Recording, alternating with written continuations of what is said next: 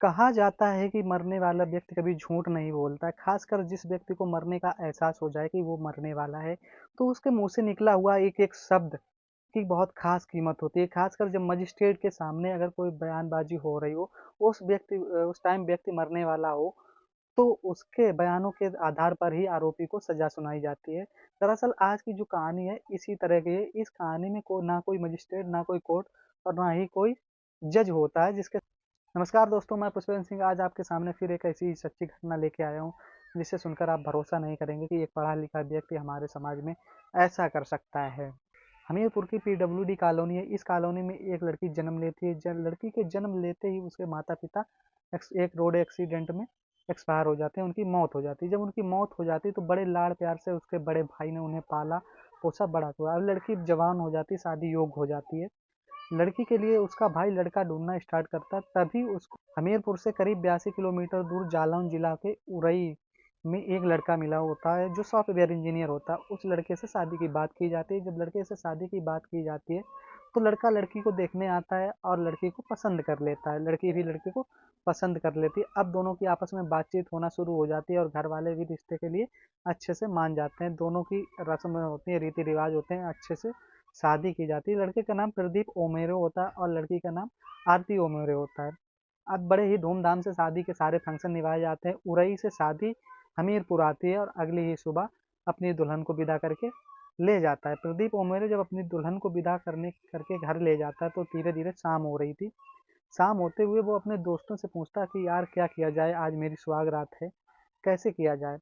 तभी उसके दोस्त उसे कुछ सजेशन देते हैं कि तुम शक्तिवर्धक गोलियां ले आओ मार्केट से, उसे खाओ, उससे तुम्हारे टाइम भी बढ़ेगा और तुम्हारी सुहाग रात भी यादगार बन जाएगी। इतनी बात उसके दोस्त उसके दिमाग में भर देते हैं और प्रदीप ओमेरे नाम का व्यक्ति जो एक पेशे से सॉफ्टवेयर इंजीनियर होता है, वो चुपचाप मार्केट जाता है और मार्केट से गोलियां लेकर आता है। गोलियां लेने के बाद वो उन गोलियों को खा लेता है। गोली घर में सब ठीक ठाक चल रहा था, संगीत चल रहे थे। संगीत होने के बाद जैसे ही दुल्हन के कमरे में प्रदीप ओमेरे जाता है तो वही जो रीति रिवाज हमारे समाज में चलते हैं, शादी के बाद जो सुहाग रात की प्रक्रिया होती है वो धीरे से शुरू की जाती है। अब वो प्रक्रिया शुरू होती है, लेकिन उससे पहले प्रदीप ओमेरे कुछ टेबलेट खा चुका था। तो जैसे ही आरती ओमेरे के पास जाता है और अपनी हवस मिटाने के लिए उससे शारीरिक संबंध बनाना शुरू कर देता है। अब दोनों आपस में प्यार भरी बातें करते हैं, प्यार एक दूसरे को जताना शुरू कर देते हैं। लेकिन आरती ओमेरे को जरा भी भनक नहीं थी कि प्रदीप ओमेरे एक शक्तिवर्धक गोलियां खाकर आया और उसकी हालत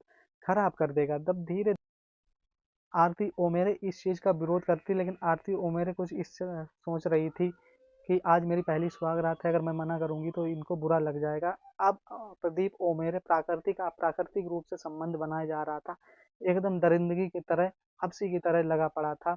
धीरे धीरे सुबह हो जाती है। सुबह होते ही आरती ओमेरे की कुछ हालत में गड़बड़ी हो जाती है। तभी वो प्रदीप ओमेरे लड़की का डॉक्टर को दिखाने के लिए ले जाने की बात करता है तो लड़के की माँ तुरंत मना कर देती है, यहीं डॉक्टर को बुला दो। तभी एक पास के डॉक्टर को बुलाया जाता है और आरती ओमेरे को दवा दिलवा दी जाती है। जब आरती ओमेरे को दवा मिल दिलवा दी जाती तो उसको कुछ आराम मिल जाता। आराम मिलने के बाद अगली शाम फिर हो रही थी। जैसे ही शाम हो रही थी, जो प्रक्रिया पहले दिन प्रदीप ओमेरे ने की थी वह प्रक्रिया आरती ओमेरे के साथ अगले दिन भी होती है। धीरे धीरे 2 से 3 दिन गुजर रहे थे, लेकिन 7 फरवरी को इसकी हालत बहुत ज़्यादा नाजुक हो जाती है, क्योंकि 3 फरवरी 2024 को आरती ओमेरे अपनी ससुराल पहली बार पहुंचती है और 7 फरवरी को उसकी हालत बहुत ज़्यादा ख़राब हो जाती है। तभी वो अपनी जेठानी को ये पूरी बात बताती है और उनसे कहती है कि मेरी तबीयत ठीक नहीं है और बहुत ज़्यादा चक्कर सा आ रहा है, दिक्कत हो रही है। तभी आरती की जेठानी उनके भैया को फ़ोन करती है और उसका भैया तुरंत आता है।